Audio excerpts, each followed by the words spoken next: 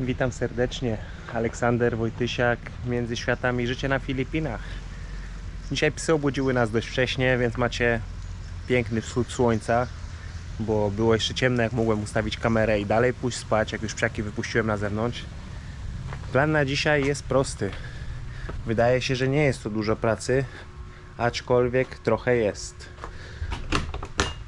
A mianowicie rozbieramy tą ścianę działową.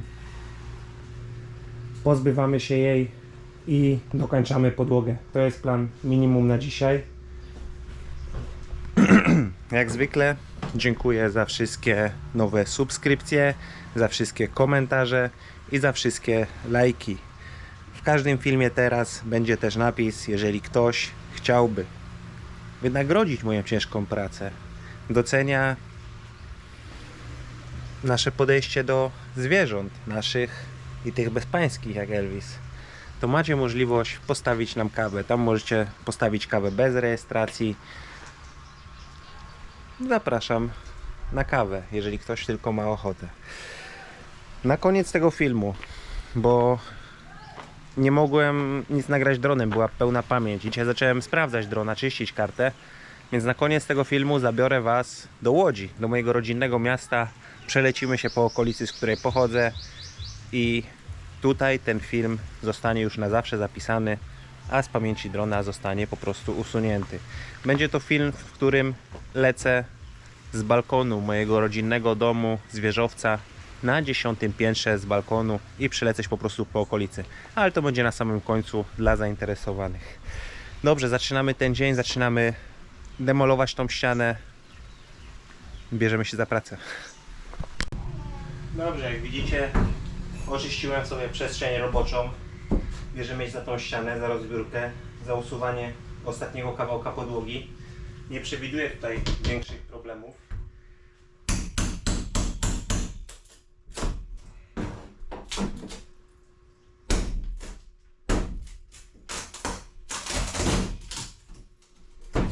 Zobaczymy, w jakiej kondycji będą te płyty. I ta ściana, chociaż decyzja już została podjęta, że raczej będziemy ją budować na nowo.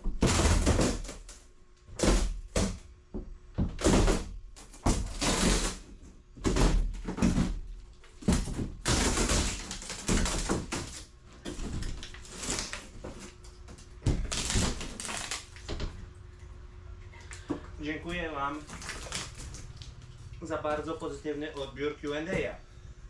Był to pierwszy Q&A.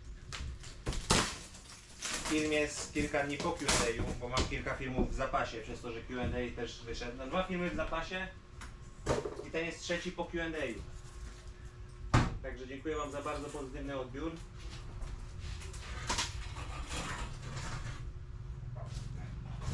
I w przyszłości pewnie zrobimy więcej Q&A.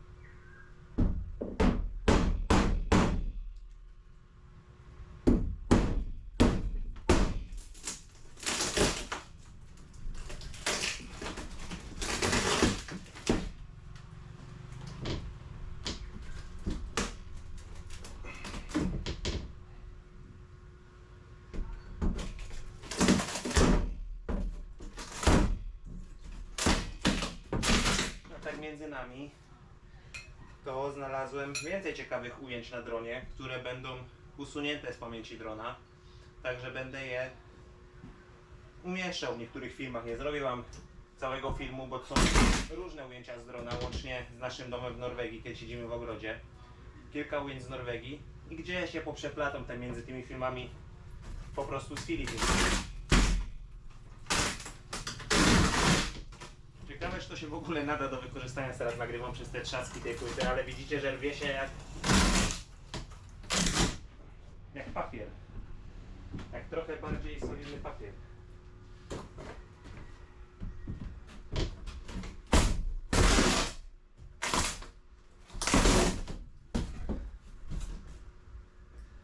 No i tu widzimy, że tu drewno, ta ściana działowa od tamtej strony wygląda ok, a tu jest dość mocno przeżarta. Potem pokażę wam to na zbliżeniu. Także wymienimy to drewno, które się da odratować i wykorzystać drugi raz, to zaimpregnujemy i wykorzystamy drugi raz, wytniemy, zabezpieczymy.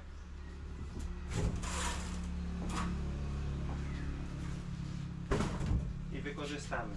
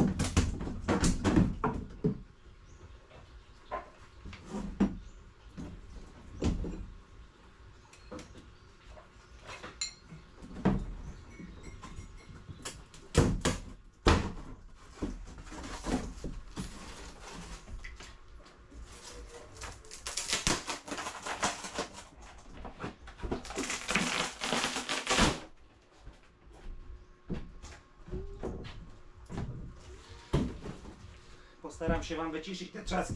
Postaram się wam wyciszyć te trzaski na etapie produkcji. Postprodukcji, jak to się mówi.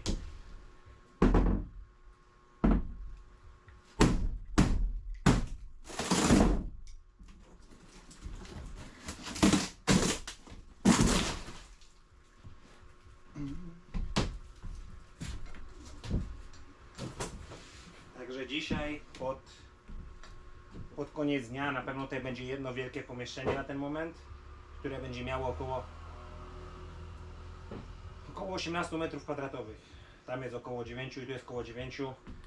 Całe pierwsze piętro ma około 36 m². Dodając drugie piętro o takiej samej podłodze, mamy ponad 70 m² tutaj, nie licząc łazienki i kuchni.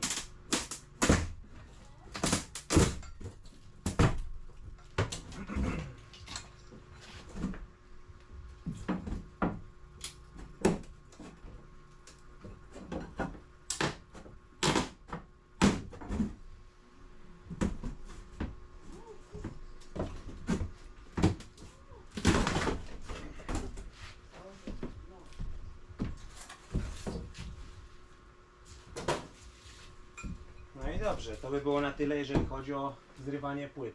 Ściana jest oczyszczona z płyt.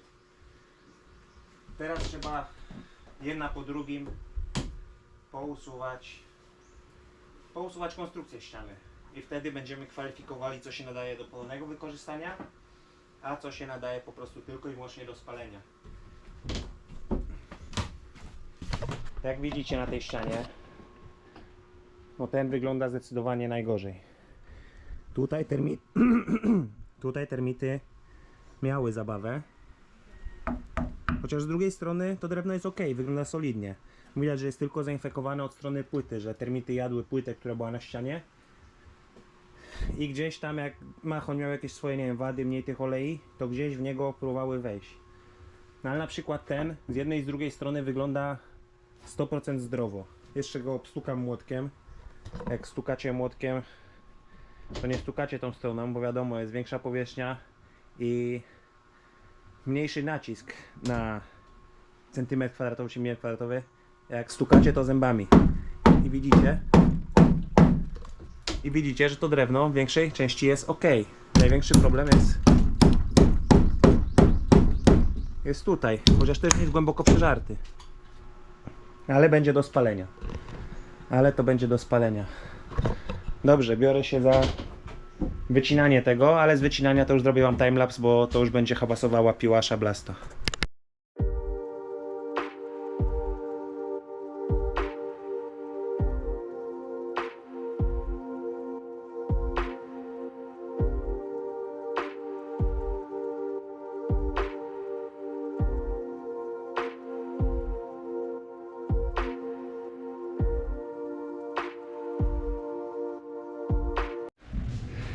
No i dobrze, moi mili, ściany już praktycznie nie ma. Jeszcze muszę zerwać te deski z podłogi, zaimpregnować tą ostatnią belkę od podłogi, polakierować i wtedy można się brać za układanie podłogi. I dzisiaj podłoga, taki jest plan życia, podłoga będzie tutaj skończona.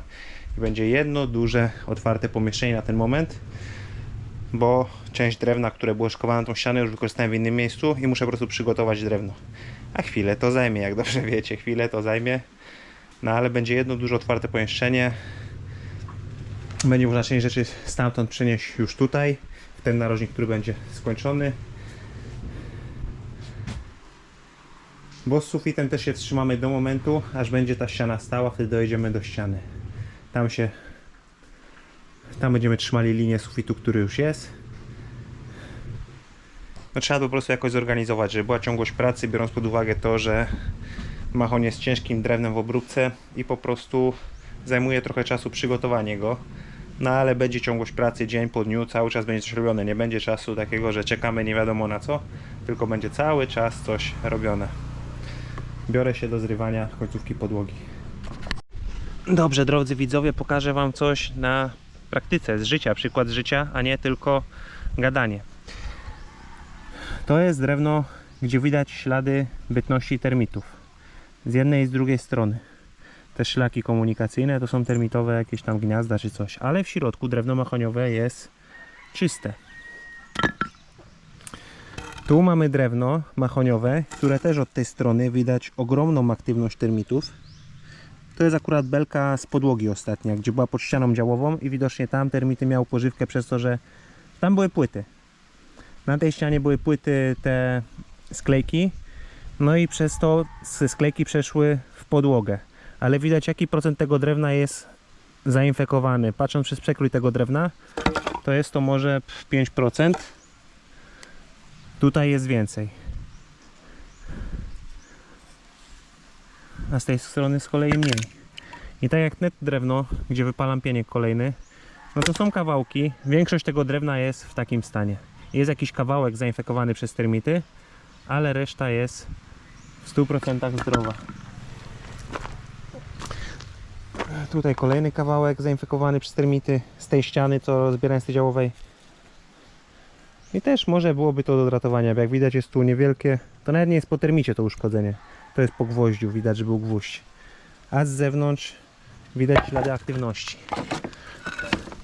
Kolejna z tej ściany, poprzeczka, ta co w poprzek była. Na zewnątrz ślady, w środku zero. To była też podłoga. To była belka, którą wymieniam na podłodze w chwili obecnej. Widać, że z tej strony jest ok, a z tej strony jest trochę nadżarta. Ale zerwałem ten kawałek i już znowu jest zdrowa. Także to, o czym wam wspominałem, drewno mahoniowe ma swoje właściwości, gdzie termity po prostu nie lubią w tym żyć i bytować. Także widzę, że sprawdza się dobrze, bo nawet jakby ten dom był zbudowany z innego drewna, to wielce prawdopodobne, że najlepiej co można było z nim zrobić, to dołożyć po prostu ogień, spalić, wybudować od nowa. Ale że jest z mahoniu i do tej pory w podłodze nie było problemów, w ścianach konstrukcyjnych nie było problemów, to wydaje mi się, że nie ma problemu z tym, żeby ten dom odnowić. Zobaczymy, co jeszcze spotka nas na drugim piętrze, jak będzie na drugie piętro. Ale na parterze mamy zdecydowanie ponad połowę. Tak, ponad połowę, bo mamy dwie sypialnie całkowicie otwarte były, już zaimpregnowane i polakierowane. Oba sufity sprawdzone w sypialniach. W jadalni sufit jest otwarty, widać belki stropowe, więc zostają tylko ściany. Zostają tylko ściany do otwarcia w jadalni i będzie cały parter dokładnie sprawdzony, inspekcja zrobiona, zaimpregnowany i polakierowany. Także wygląda to naprawdę dobrze na ten moment. Biorąc pod uwagę fakt, że nikt tu nie żył przez jakiś czas i że mogły sobie hula i dusza piekła nie ma, bo z tego co czytałem w internecie, to jak termity prowadzą swoją aktywność, to słychać je, że chrupią drewno, więc jakbyś spał w nocy, wszystko było wyłączone, to prawdopodobnie się słyszał. Takie charakterystyczne chrupanie. Ale tutaj tego nie słyszymy. I śladów aktywności termitów takiej zwykłej, że są na miejscu, też jeszcze nie spotkałem.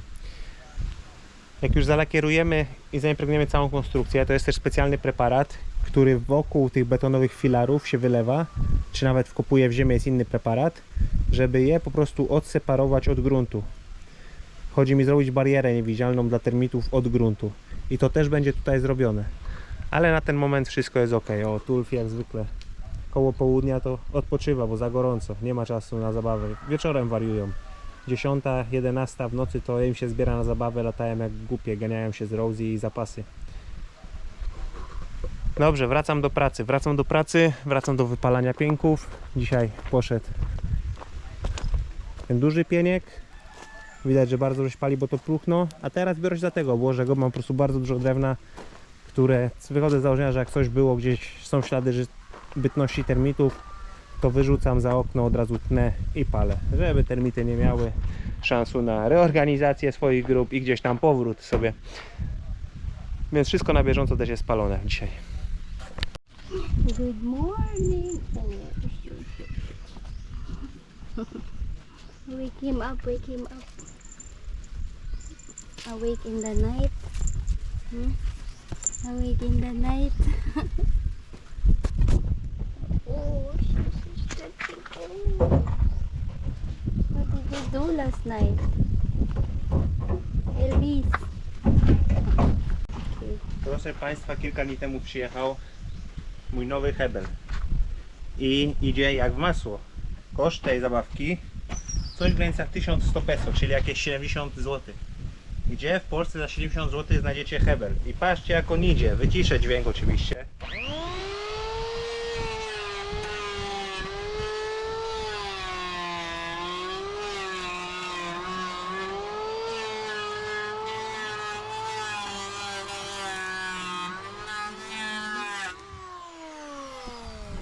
I jeszcze raz.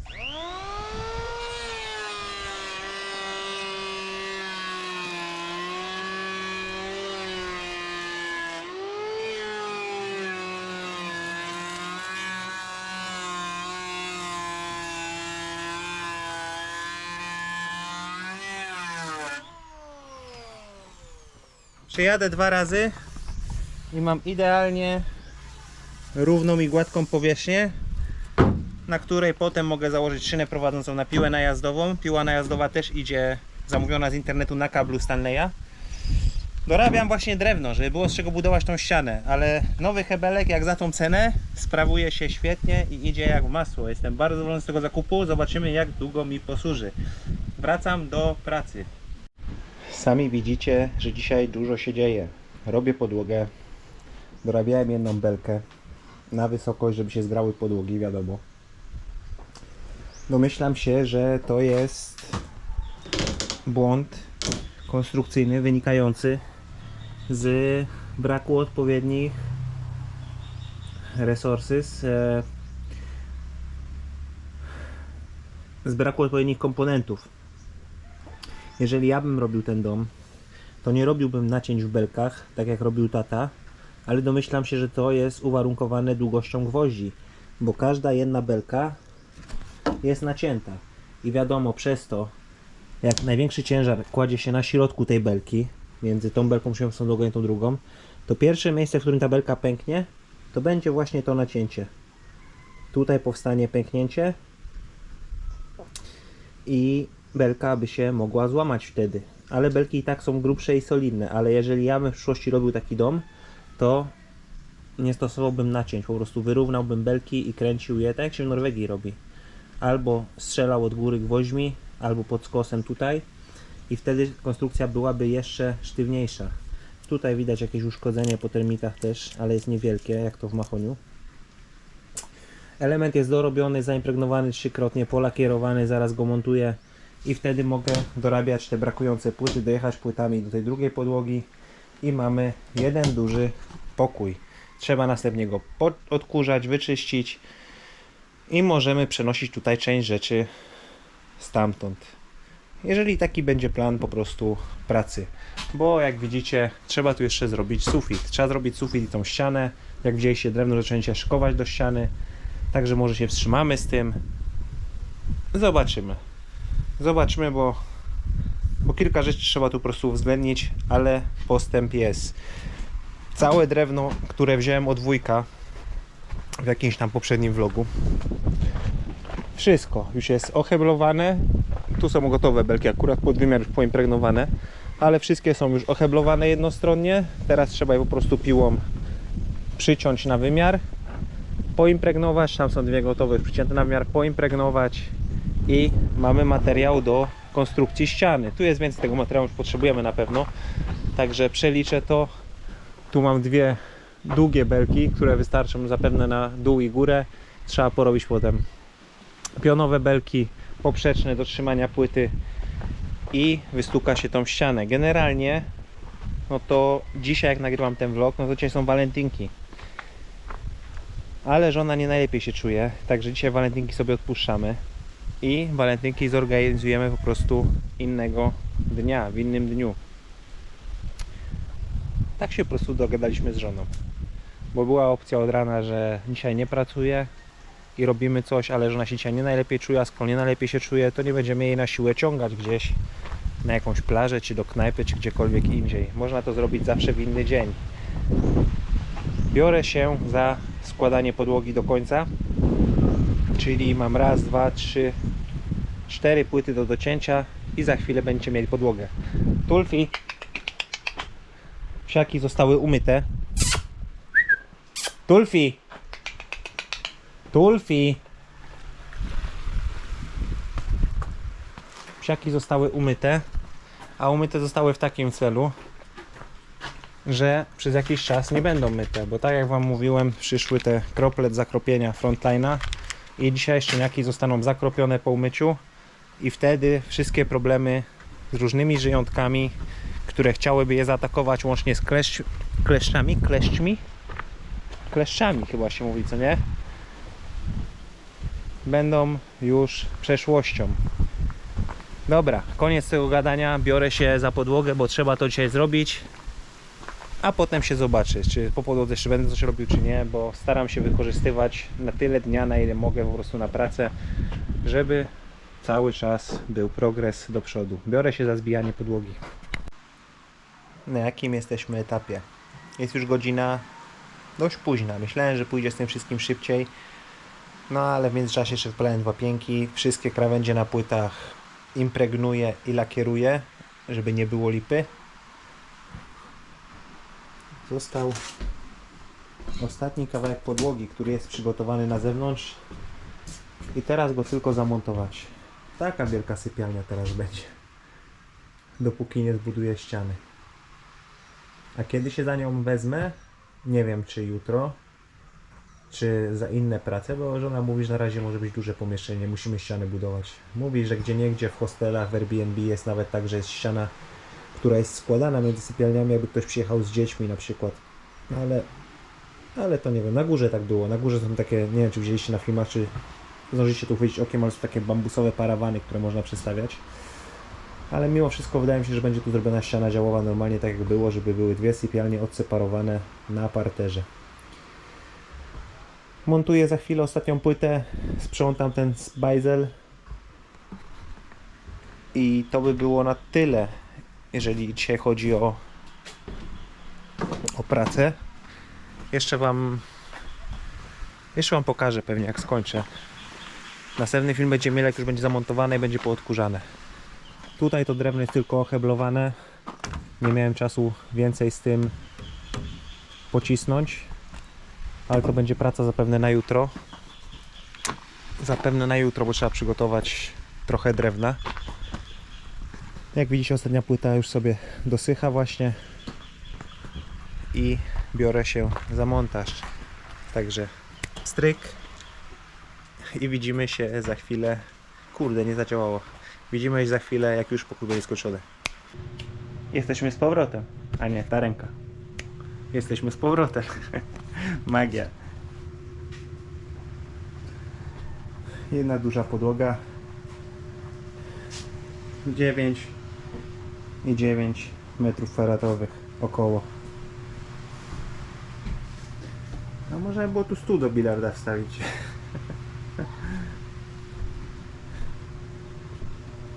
Tu muszę dołożyć tą płytę, którą widzieliście w poprzednim filmie. Tam już są przygotowane te elementy, zaimpregnowane. Tutaj kawałek ściany będę być może rozbierał. Zobaczymy. Zastanawiam się, bo jak widzicie, tutaj była dość duża aktywność termitów.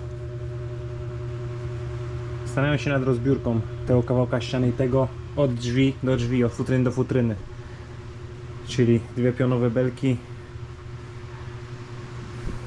żeby to zrobić od nowa. I chyba tak też zrobię. Zrobię ten kawałek nowy i ścianę działową nową. Tu było wszystko ok. Wniosek z tego taki, że termity wchodziły po środkowej belce od ziemi, bo tam były największe szlaki i po prostu lepiej będzie to rozebrać i sprawdzić. Ale mamy drugi pokój. Tu mogę zamontować 2,5 płyty, ale mogę się też z tym wstrzymać, aż wezmę się za tą ścianę. I być może jutro wezmę się za tą ścianę.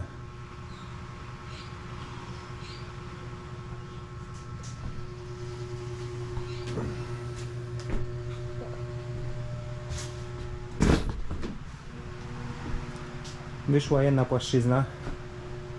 Wpadłem na wiatrak. Przechodziłem i wpadłem na wiatrak plastikowy, który, jak jest bardzo gorąco, to mieli powietrze. Nie no, jestem zadowolony. Wyszło nieźle. Wyszło nieźle. I nie było tak dużo uszkodzeń od termitów. Dzisiaj widzieliście w tej ścianie działowej, tam do tej pory była największa aktywność, jaką znaleźliśmy w tym domu. Nie było znowu też tak tragicznie. Tak jak wam pokazywałem na tym drewnie, to, że gdzieś tam na zewnątrz, po zewnętrznej powłoce było widać ślady aktywności, po przycięciu tego drewna ono było dalej zdrowe w środku, także to też nie było tak, że ona była tragiczna w 100% ta ściana. No ale ona nosiła ślady bytności termitów na niektórych pionowych belkach, więc wymienimy tą ścianę na całkowicie nową. Tak jak mówię, to od futryny do futryny też się to wymieni. Przerobi się to, znaczy przerobi. Wymieni się to, co to jest? Też jeden dzień pracy, żeby to wziąć, belki porobić, pomontować, zaimpregnować, zalakierować, a będzie nowy element. Bo ta ściana wygląda idealnie, ten kawałek. A tutaj od tej belki nie jestem o tym przekonany, a mamy drewno, jak coś też pojedzie do wujka po więcej drewna.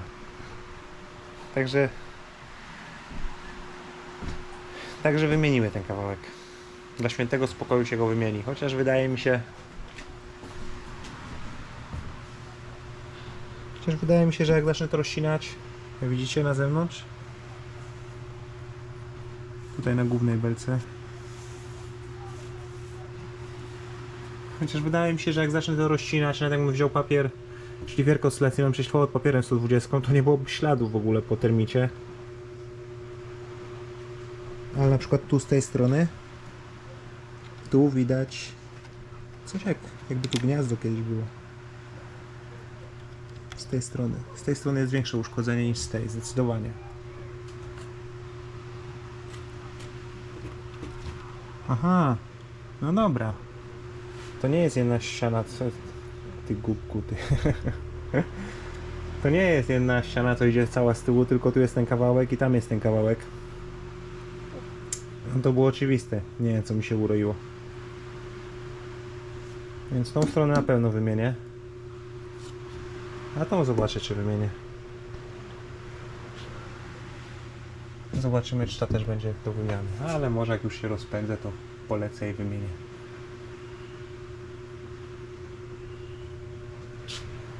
No, tu są ślady, też potermitowe. Jak termit idzie po drewnie, to zostawia takie ślady. Nie wiem, jak się fachowo nazywa, mogę sprawdzić w internecie. No ale co ważne, po tym mahoniu to są tylko takie ślady. Nie ma takich wżerów, nie ma tak, żeby był mahoń przeżarty.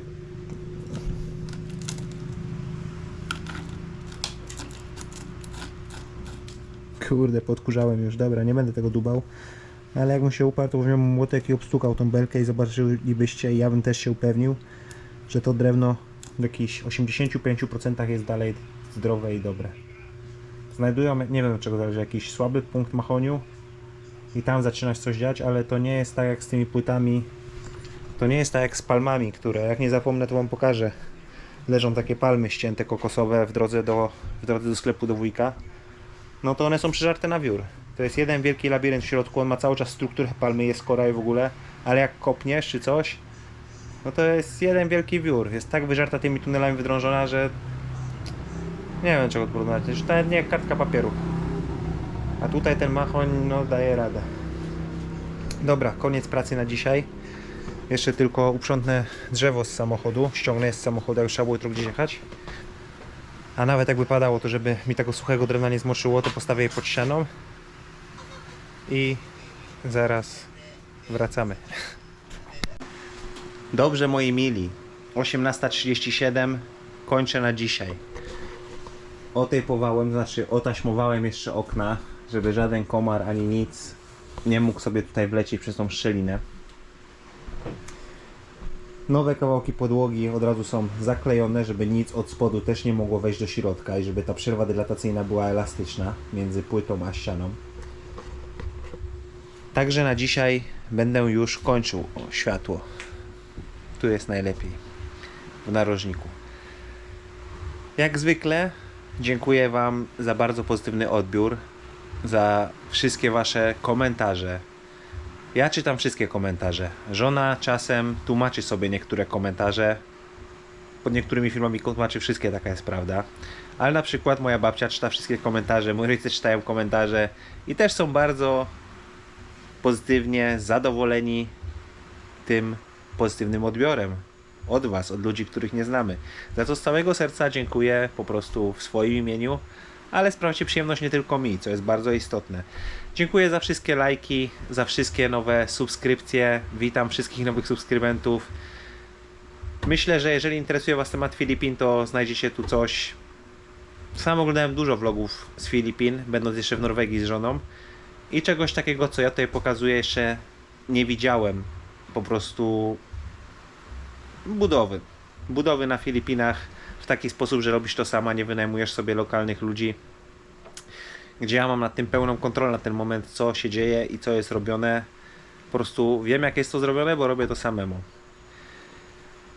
Będę się żegnał na ten moment. Podłoga jest w jednej płaszczyźnie, tak jak widzieliście, jest posprzątane, można spać.